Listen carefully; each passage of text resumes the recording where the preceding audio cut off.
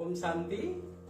आज इस प्रजापिता ब्रह्मा कुमारी ईश्वरीय विश्वविद्यालय के द्वारा एक आध्यात्मिक चित्र प्रदर्शनी जो लगी है, इसके द्वारा हम बताएंगे कि आप कौन हो, आप कहाँ से आए हो और आपको जाना कहाँ है, हमारे जीवन का लक्ष्य क्या है, इसके बारे में हम बता रहे हैं।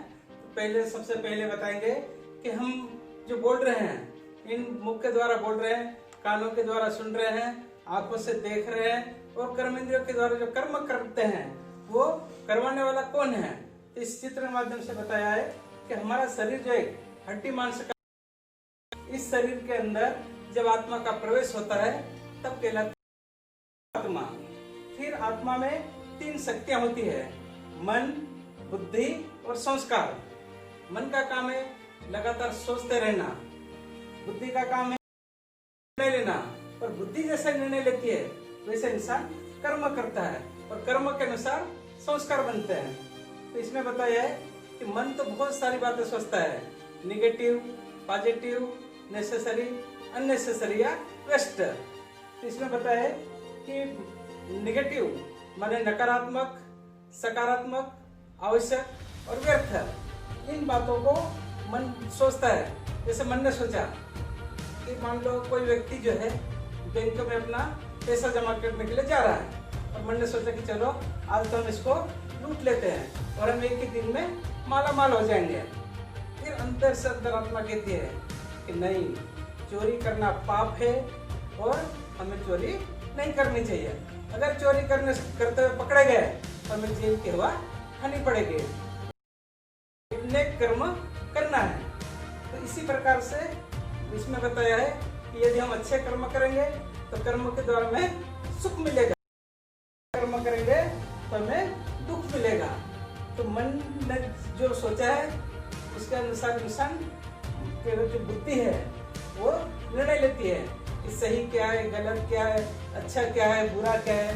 इसी प्रकार से बुद्धि ने जैसे निर्णय लिया वैसे इंसान कर्म करेगा, कर्म के अनुसार संस्कार बनते हैं। फिर बताया है कि हमारा जो शरीर है 5 तत्वों का पुतला है, जल, वायु, अग्नि, पृथ्वी और आकाश। इन्हीं 5 चीजों से हमारा शरीर बनता है और इन्हीं 5 चीजों की हमको आवश्यकता होती है। इसमें से एक चीज की भी कमी हो गई तो हमारा जीवन जीने लायक नहीं होता है। इसी प्रकार से आत्मा को कहते हैं, आत्मा अजर, अमर, अविनाशी है। मतलब आत्मा कभी जर्जर नहीं हो सकती है, अमर माने कभी मरती नहीं है, और अविनाशी माने उसका कभी विनाश नहीं होता है। जैसे अग्नि उसे जला नहीं सकती है, पानी उसे गला नहीं सकता, हवा उसे सुखा नहीं सकती, अस्त्र शस्त्र उसे किसी भी प्रकार से काट नहीं सकते हैं। माने प्रकृति के 5 तत्वों के द्वारा ही अभी आत्मा का विनाश नहीं हो सकता है। तो आत्मा को कहते हैं सतो प्रधान, माना आत्मा जो है 7 गुणों से की जरूरत होती है। जैसे ज्ञान, प्रेम, सुख, शांति, आनंद, पवित्रता और शक्ति। इन्हीं 7 गुणों के कारण आत्मा को सतो प्रधान कहा जाता है। लेकिन आत्मा धीरे धीरे अपने कर्मों से नीचे गिरती गई, सतो प्रधान से सतो रज और अब हो गई तमो प्रधान। फिर इस प्रकार से शरीर एक रथ है और आत्मा रथी। तो रथ में से रथी निकल गया तो उसको कहते हैं अरथी। माने अर्थी माने उस शरीर की कोई वैल्यू नहीं है, तो उसे फिर शमशान में जला देते हैं या मुस्लिम वर्ग से दफना देते हैं। तो इस प्रकार से हमारा ये शरीर जो है 5 तत्वों का पुतला है। तो इस शरीर में जब आत्मा का प्रवेश होता तभी जीव आत्मा कहलाती है। फिर इसमें बताया है कि इतने बड़े शरीर में आत्मा रहती कहाँ है, आत्मा का निवास स्थान कहाँ है। तो इस चित्र में बताया है कि यहाँ भ्रकुटी के बीच जहाँ हम तिलक लगाते हैं यहाँ हमारी आत्मा का निवास है। इसी प्रकार से एक मोटर गाड़ी का उदाहरण दिया है कि जैसे मोटर गाड़ी में ड्राइवर फ्रंट में आगे बैठेगा और अपनी मंजिल पर पहुंच जाता है। तो अगर ड्राइवर परफेक्ट होगा तो अपनी मंजिल पर पहुंचा देगा। अगर ड्राइवर को गाड़ी चलाने का नॉलेज ही नहीं है तो वो कहीं भी एक्सीडेंट कर देगा, वो खुद भी मरेगा और दूसरों को भी मारेगा। इसलिए सबसे पहले हमें इस शरीर रूपी गाड़ी का भी नॉलेज होना चाहिए। फिर इसमें बताया है कि जैसे मोटर गाड़ी जो है डीजल पेट्रोल से चलती है, हमारे शरीर की गाड़ी दाल रोटी से चलती है, ऐसे ही हमारा आत्मा का भोजन है ज्ञान। तो ज्ञान के बिना गति नहीं होती है। तो आज जब ड्राइवर को ही ज्ञान नहीं होगा तो वो कहीं भी एक्सीडेंट कर देगा। तो वो इस प्रकार से हमें अपने शरीर का भी ज्ञान होना चाहिए, आत्मा का भी ज्ञान होना चाहिए। तो इसमें बताया गया कि वास्तव में गाड़ी माने हमारा जो शरीर है और आत्मा एक ड्राइवर। तो ड्राइवर जहाँ पे सामने देखेगा कि कहाँ खड्डा है, कहाँ कोई आ रहा जा रहा, उसको देखते हुए अपनी मंजिल पर पहुंचाता है। तो हमारी इस जीवन रूपी गाड़ी को चलाने के लिए हमारी आत्मा का भी ज्ञान अति आवश्यक है। इसी प्रकार से हम अगले चित्र में देखते हैं कि आत्मा आई कहाँ से इस धरती पर। इसमें बताया है 3 लोक है, स्थूल लोक, सूक्ष्म लोक और ब्रह्म लोक या परम धाम या शांति धाम या निर्वाण धाम या परलोक कहते हैं। उस लोक से यह आत्मा इस धरती पर अपना शरीर रूपी चोला धारण करके पार्ट प्ले करने के लिए आई है। आने के बाद वो जन्म मरण के चक्र में यहीं की हो गई और अपने असली माता पिता परमात्मा बाप को भी भूल गई और घर को भी भूल चुकी है। भूलने के कारण मनुष्य आत्माएं अति दुखी हो गई है। जब दुखी होती है तब रोती चिल्लाती है, पुकारती है कि हे पतित पावन आओ और आकर हमको पावन बनाओ। तो हमारी आवाज सुनकर परमपिता परमात्मा अपना परम धाम छोड़कर सूक्ष्म अवतरण में पिता से ब्रह्मा कथन के आधार से इस धरा पर अवतरित होकर हमें फिर से पतितों को पावन बनाते हैं, इस नरकों को स्वर्ग बनाते हैं, मनुष्य को देवता बनाने हैं और भ्रष्टाचारी दुनिया को बदलकर श्रेष्ठाचारी दुनिया की स्थापना करते हैं। तो परमपिता परमात्मा का रूप कैसे है? ज्योति स्वरूप। जैसे बताया कि आत्मा का रूप ज्योति है, माने स्टार के रूप में है। तो आत्मा का पिता परमात्मा का रूप भी ज्योति स्वरूप है। परमात्मा का हमारे जैसे कोई शरीर नहीं होता है। तो इसमें बताया है कि वास्तव में परमात्मा कौन है, उसकी जानकारी के लिए हमें उसका परिचय, संबंध, स्नेह और प्राप्ति, इन चीजों के आधार पर हम उसको जानते हैं। परिचय क्या है? उसका रूप माने रूप है ज्योति स्वरूप, नाम है शिव, रहने वाले हैं परम धाम के। और कर्तव्य क्या बताया कि वो पतितों को पावन बनाते हैं, नरकों को स्वर्ग बनाते हैं और मनुष्य को देवता बनाते हैं, भ्रष्टाचारी दुनिया को श्रेष्ठाचारी बनाते हैं। और इस संगम युग पर परमपिता परमात्मा ब्रह्मात्म के आधार से इस धरा पर अवतरित होकर फिर समय गीता का ज्ञान सुनाते हैं। तो इसमें बताया है अगले चित्र में इसके बाद कि परमात्मा के दिव्य कर्तव्य क्या है। कर्तव्य तो सभी है, लेकिन दिव्य कर्तव्य बताया कि जैसे परमात्मा जो है परम धाम के रहने वाले हैं। जैसे आज दिल्ली में राष्ट्रपति और प्रधानमंत्री रहते हैं, लेकिन हर राज्य में मुख्यमंत्री, राज्यपाल, छोटे स्तर पर पंच सरपंच के द्वारा कार्य चलाते हैं। ऐसे परमपिता परमात्मा जब इस धरती पर अत्याचार अति बढ़ जाता है तो उसको खत्म करने के लिए 3 देवताओं की रचना रचते हैं। जैसे इंग्लिश में कहते हैं GOD, जनरेटर, ऑपरेटर और डिस्ट्रॉयर। ब्रह्मा के द्वारा स्थापना, विष्णु के द्वारा पालना और शंकर के द्वारा पुरानी दुनिया का विनाश करवाते हैं। तो परमपिता परमात्मा को कहते हैं त्रिनेत्री, माने 3 नेत्र के द्वारा, मतलब इस सृष्टि के आदि मध्य अंतों को जानते हैं। त्रिमूर्ति माने ब्रह्मा विष्णु शंकर के भी रचिता, त्रिकादर्शी, तीनों लोगों को जानने वाले हैं। तो परमात्मा जो है इस सृष्टि पर, इस धरा पर अवतरित होकर इन 3 देवताओं के द्वारा कर्तव्य करवा रहे हैं। तो अभी फिलहाल जो चल रहा है संगम युग, इसमें इनका नाम रखा है, इनका वास्तविक नाम थे दादा लेखा, लेकिन परमात्मा ने इनके तन का आधार लिया और उनका नाम रखा प्रजापिता ब्रह्मा।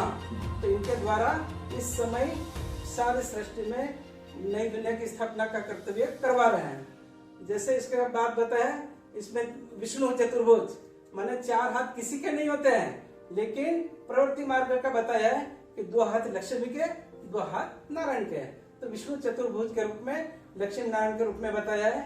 और इसी प्रकार से शंकर को बताया है कि शंकर का कहते तीसरी आंख खुलती है और विनाश हो जाता है। माने शंकर कोई विनाश करने नहीं आते हैं, लेकिन परमात्मा इनके द्वारा ऐसे ज्ञान देते हैं वैज्ञानिकों को, बड़े बड़े साइंटिस्टों को, कि बड़े बड़े अस्त्र शस्त्र बनाए और कुछ ही पलों में इस सृष्टि में महापरिवर्तन हो जाए और दुख की दुनिया बदलकर सुख की दुनिया की स्थापना हो जाती है। तो इस प्रकार से परमात्मा तीन देवताओं की रचना करते हैं। अच्छा, अगले चित्र में बताया गया है कि परमात्मा और उनके दिव्य कर्तव्य क्या है। वैसे तो परमात्मा को कहते हैं वो ज्ञान के सागर, प्रेम के सागर, सुख के सागर, शांति के सागर है। वो परम पिता, परम शिक्षक, परम सद्गुरु है। लेकिन उनके जो बताया है कर्तव्य, उनके बारे में बताते हैं कि सागर को शाही बनाए, धरती को कलम बनाए, दुनिया की सारे लकड़ी को कलम बनाए और स्वयं लक्ष्य में इस परमात्मा के गुणों का वर्णन करें तो भी उसका वर्णन नहीं किया जा सकता है। तो परमपिता परमात्मा जो है दिव्य दृष्टि दाता है, दिव्य बुद्धि विधाता है, दिव्य कर्तव्य करवाने वाले हैं। वो जन्म मरण से न्यारे हैं, पतित पावन है। ब्रह्मा के द्वारा स्थापना, विष्णु के द्वारा पालना, शंकर के द्वारा विनाश का कर्तव्य करवाते हैं और वो तीनों देवताओं की रचिता है। तो इसी प्रकार से वो ज्ञान अमृत के सागर है, सुख दुख से न्यारे हैं और जन्म मरण से न्यारे हैं। वो हमारे जैसे मनुष्य जैसे जन्म के रूप नहीं लेते हैं, इसीलिए वो जन्म मरण से न्यारे हैं, तो सुख दुख से भी न्यारे हैं और वही कर्मों की गति को जानने वाले हैं। फिर इसमें बताया है कि सर्व आत्माओं के पिता परम पिता परमात्मा, चाहे कोई भी धर्म वाला हो, हिंदू, मुस्लिम, सिख, ईसाई, सब आत्माओं के पिता परमात्मा एक है और वो है ज्योति स्वरूप। जैसे इसमें बताया चित्र के माध्यम से कि अमरनाथ में भी जब जाते हैं तो वहाँ भी एक जो शिवलिंग होता है उसी को ही पूजा करते हैं। इसी प्रकार से आगे रामेश्वरम में भी बताया कि जब राम ने रावण की जो विजय प्राप्त करनी थी तो पहले शिवलिंग की स्थापना की, पूजा की, शक्ति ली और रावण के ऊपर विजय प्राप्त किए। अगर खुद राम भगवान होते तो किसी को याद करने की और किसी से शक्ति लेने की जरूरत नहीं होती है, लेकिन राम का भी ईश्वर शिव है, इसलिए कहते हैं रामेश्वरम। इसी प्रकार से क्राइस्ट ने कहा गॉड इज लाइट, यानी परमात्मा एक ज्योति स्वरूप है। गुरु नानक ने भी कहा कि एक ओंकार निराकार, यानी एक ओंकार निराकार परमपिता परमात्मा ही सबके पिता है। फिर इसी प्रकार से जापान में भी वही शिवलिंग के जो एक बिंदी रूप में है उसी को ध्यान करते हैं। मुस्लिम लोग मक्का मदीना में हज करने जाते हैं, वहाँ भी संग अशोक के नाम से एक जो मूर्ति होती है उसी को पूजा करते हैं। इसी प्रकार से पशुपतिनाथ नेपाल में भी वही निराकार परमात्मा को याद करते हैं। इसी प्रकार से जो गुजरात में सोमनाथ का मंदिर है वहाँ भी राजा विक्रमादित्य ने सबसे पहले वही शिवलिंग की स्थापना की, पूजा की। इसी प्रकार से कहने का मतलब यह है कि सर्व आत्माओं के पिता परमात्मा एक है और निराकार है, ज्योति स्वरूप है। फिर आगे बताया है कि हमारे 84 जन्मों की कहानी, मतलब मनुष्य इस धरा पर अवतरित होने के बाद अधिकतम 84 जन्म लेते हैं और कम से कम एक जन्म लेता है। तो इसमें बताया 4 युग है, सतयुग, त्रेता, द्वापर और कलयुग। सतयुग में होता है 8 जन्म, त्रेता में 12 जन्म, द्वापर में 21 जन्म, कलयुग में 42 जन्म और ये लास्ट अंतिम संगम युगी जन्म है। इस प्रकार से पूरे 84 जन्मों का पार्ट प्ले करने के बाद सब आत्माएं वापस अपने परम धाम को घर को चली जाती है। तो सतयुग में यहाँ पर 16 कला, संपूर्ण निर्विकारी, मर्यादा, पुरुषोत्तम, देवी देवताएं होते हैं। यहाँ पर सतो प्रधान आत्माएं होती है। यहाँ पर कहा जाता है कि एक धर्म, एक राज्य, एक भाषा, एक कुल होता है। यहाँ किसी प्रकार से कोई भी विघ्न नहीं होता है, इसलिए इसे स्वर्ग कहा जाता है। और यहाँ पर अधिकतम जो है 9 लाख जनसंख्या होती है। इसी प्रकार से सतयुग खत्म होता है।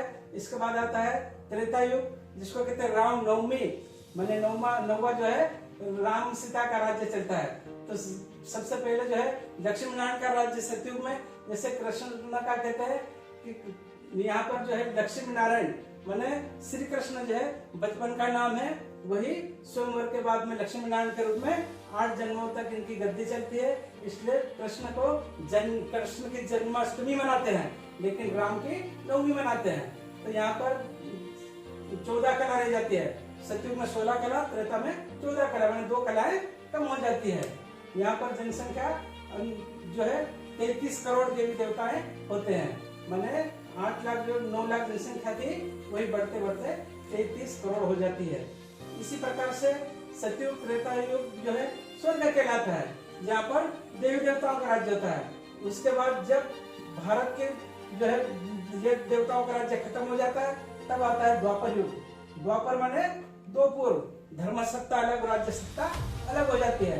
जब इंसान दुखी होता है, तब वही एक निराकार परमपिता परमात्मा की शिवलिंग की स्थापना की जाती है और उसकी पूजा करना शुरू की जाती है। तो द्वापर में आते आते हैं 8 कला रह जाती है और जन्म 21, और इसको कहते हैं वैश्य वर्ण। तो यहाँ पर सूर्यवंशी, चंद्रवंशी, वैश्य वर्ण और कलयुग में शूद्र वर्ण कहलाता है। इसी प्रकार से आत्मा सतो प्रधान से सतो, रजो और कलयुग में हो जाती है तमो प्रधान। तो यहाँ पर आते आते शुरू में तो वो एक निराकार परमात्मा की पूजा करते हैं, याद करते हैं, लेकिन फिर परमात्मा को भी भूल जाते हैं और फिर बाद में देवताओं की पूजा करने लगते हैं, जैसे श्री कृष्ण की, लक्ष्मी नारायण की, गणेश जी की, हनुमान जी की और भी अन्य देवी देवताओं की पूजा करने लग जाते हैं और एक निराकार परमात्मा पिता को भूल जाते हैं। तो जब दुखी होता है और नीचे गिरता है और कलयुग आ गया है।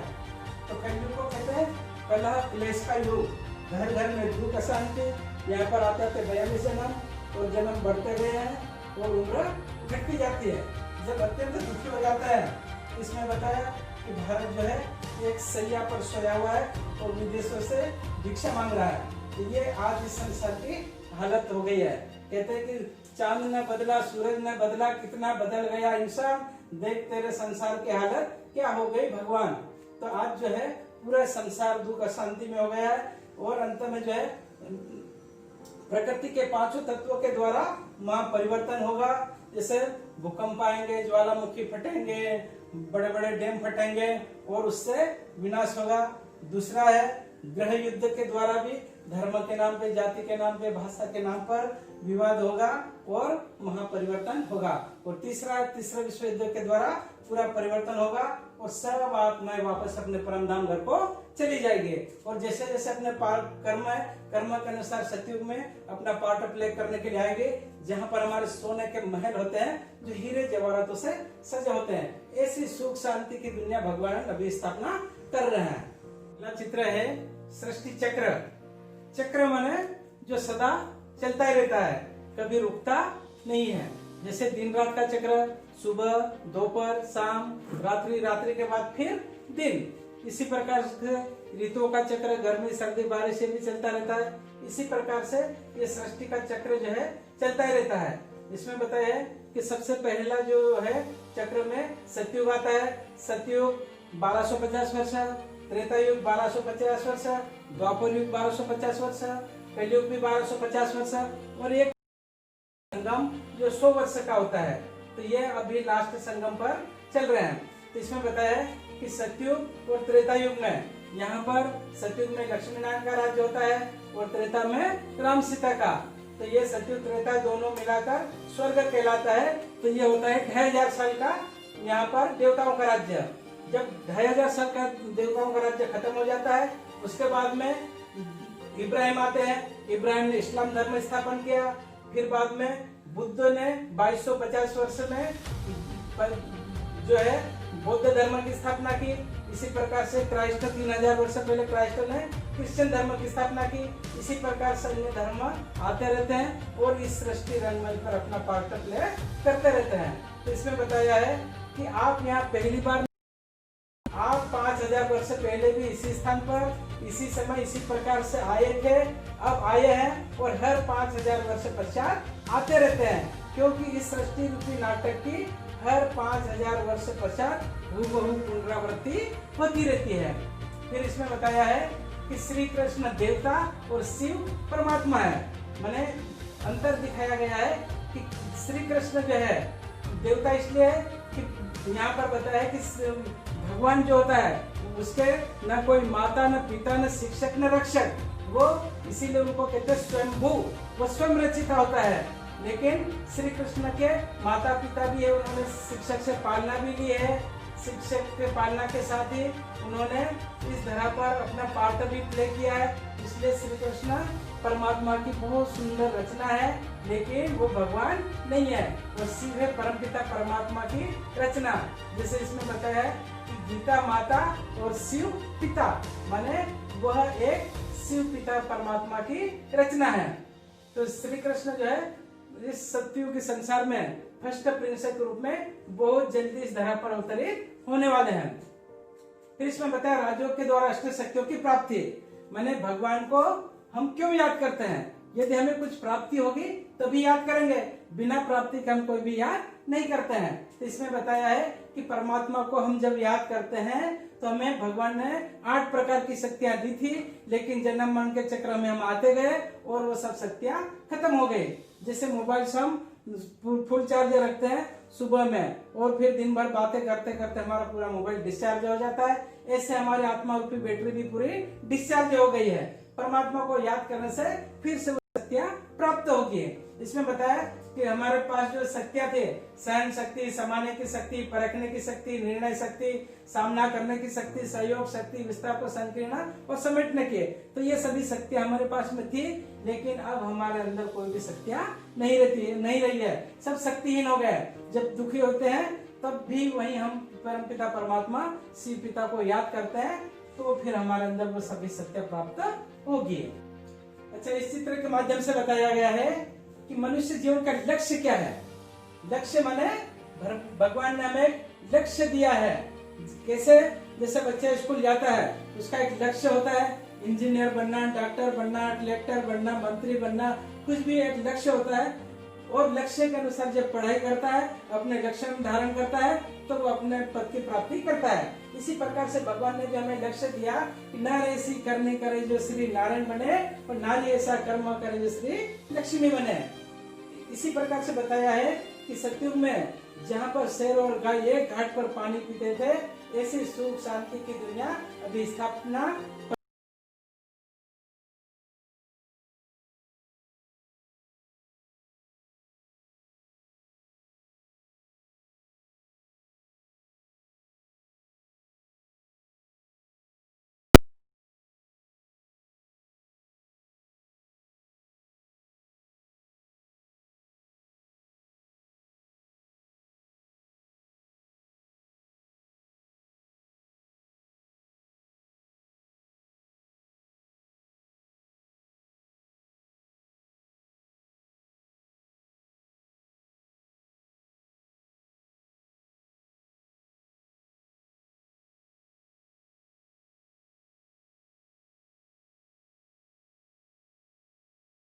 किया और कर्म करते हुए अपने कर्तव्य करते हैं। तो योग में मैंने भगवान को याद करते हुए कर्तव्य करते हैं। माँ जो है अपना भगवान की याद में खाना बना रही है, बच्चे और परिवार भगवान की याद में भोजन कर रहे हैं, और वो एक दिन हमारा जो घर परिवार जो है सुख और शांतिमय हो जाता है।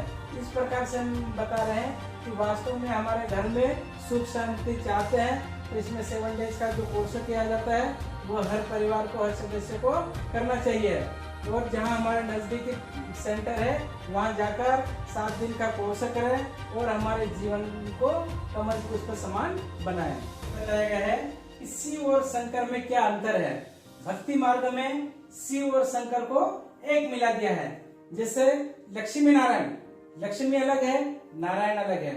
इसी प्रकार से राधे कृष्ण कहते हैं, तो राधे अलग है, श्री कृष्ण अलग है। इसी प्रकार से मोहनदास करमचंद गांधी, बाप बेटा अलग अलग है लेकिन उनको मिला दिया है। इसी प्रकार से शिव अलग है और शंकर अलग है। शिव रचता है और शंकर रचना है।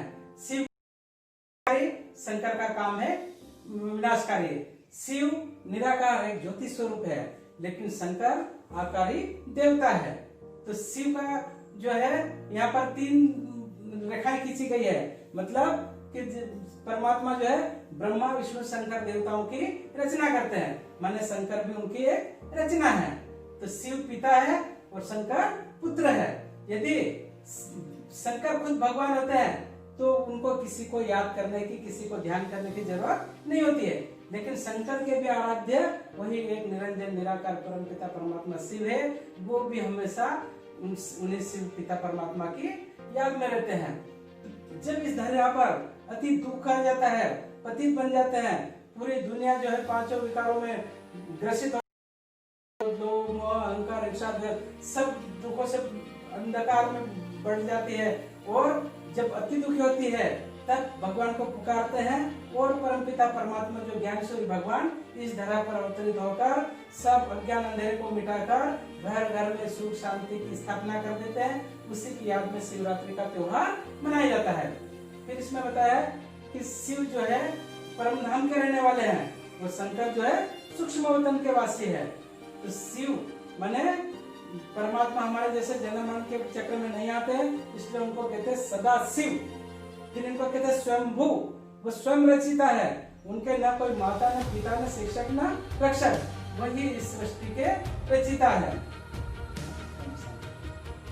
इसके बाद आपको बताया जा रहा है कि जहाँ भी हमारे घर के नजदीक में जो भी ब्रह्म कुमारी सेंटर है वहाँ पर आप जाएं और 7 दिन का कोर्स करें और हमारे जो जीवन में जो भी परेशानी है उन परेशानियों का भी वहाँ पर समाधान किया जाएगा। इसी प्रकार से यहाँ पर इंदौरामा जो बर्धन थाने के पास में जो ओम शांति धाम है वहाँ पर एक बहुत सुंदर म्यूजियम बना है। आप वहाँ म्यूजियम देखने के लिए भी जा सकते हैं। सुबह 7 से 11 और शाम को 5 से 7 बजे के लिए वो खुला रहता है। वहाँ पर पूरा सुंदर म्यूजियम बना है, उसे देखें और अपने जीवन को कमल पुष्प समान बनाए। हमारे घर परिवार को सुख शांति से भरपूर रहे, इसलिए हमें 7 दिन का कोर्स सभी को करना आवश्यक है। ओम शांति।